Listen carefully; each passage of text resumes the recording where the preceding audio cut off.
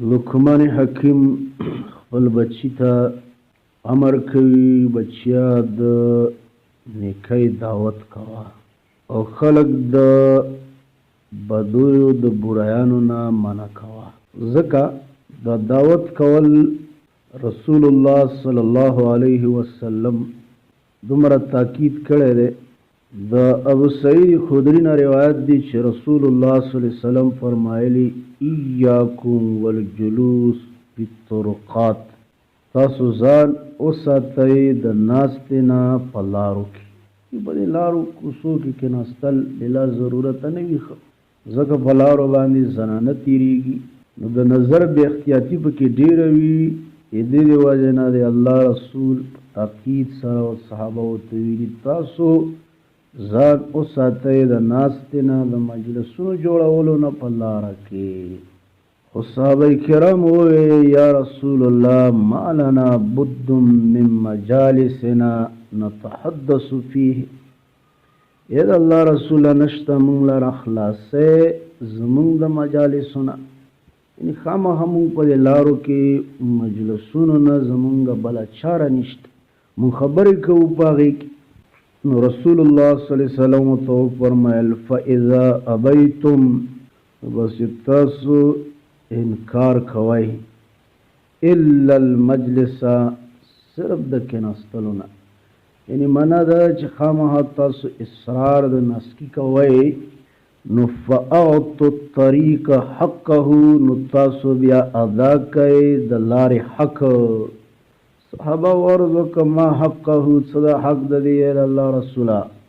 نبی صلی الله علیه وسلم متو فرمایل غض البصر، کله چې تاسو په لاره کې کینیږئ او په لاره کې مجلسونه کوئ، نو یو دا ده چې د نظر ښکته کوئ، یعنی نظر ښکته کوئ د هغه څیزونو نه چې الله د هغې نه منع فرمایلې ده یا د الله رسول ته نه منع فرمایلې ده، نو هغې له مه ګورئ. وکف الاذی، او دارنګې د لارې نه تکلیف دیخ څیزونه لرې کوئ. ورد السلام، او د سلام جواب ورکوئ.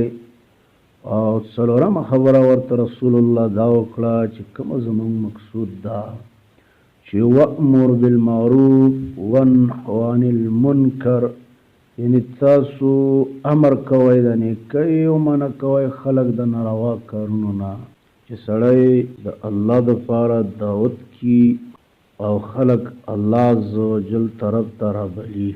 لکه الله عز وجل د اهل کتابو د یو جماعت تعریف کړی ده، هغه په دې وجه باندې چې دوی د نیکۍ دعوت کي، د نیکۍ حکم کي او خلک د برایانو نه منع کوي، او دغه جماعت د صالحینو نه کړی ده چې دا یو صالح جماعت دی، یو نیک جماعت دی، یو د فیدې والا جماعت دی.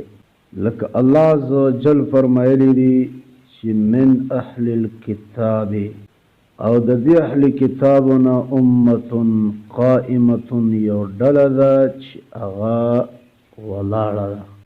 اولولي آیاتونه د الله انا لیل په وخت د شپې کې او دوی سجدې کوي. یؤمنون، دې سره ایمان لري بالله فالله باندې او په ورځ وروستنۍ، ویأمرون بمعروف وینحون عن المنکر، یعنی دوی د نیکۍ دعوت کوي او دارنګې خلک منع کوي د برایي کارونو نه، د ناروا کارونو نه. ویسارعون فی الخیرات، او دوی وړاندېوالی کوي د خیر کارونو لره، جلدي کی. واولئک من الصالحین، نو دا کسان دي د نیکانو نه، دا ډېر غوره خلک دي، دا صالحین خلک دي یو سړی د الله دپاره دعوت کي. لقمان حکیم خپل بچي ته امر کوي بچیا د نیکۍ دعوت کوه او خلق منع کوه د برایي کارونو نه، ناروا کارونو نه، ځکه چې د امر بالمعروف دا یو د اهمیت والا کار دی، ځکه دا په هر مؤمن سړي او په مؤمن زنانه باندې اجتماعي د فرایضو نه دی. لکه سړی بم دعوت کی، زنانه بم دعوت کی، سړی بم دین زده کوي، زنانه بم دین زده کوي، خو دعوت دا ډیر ضروری دی. ځکه الله عز وجل فرمایلی دی والمؤمنون والمؤمنات بعضهم اولیاء بعض. دا مؤمنان سړي او دا مؤمنان ښځې دا مدد بعضې د دوی نه مددګاران د بعضو دي.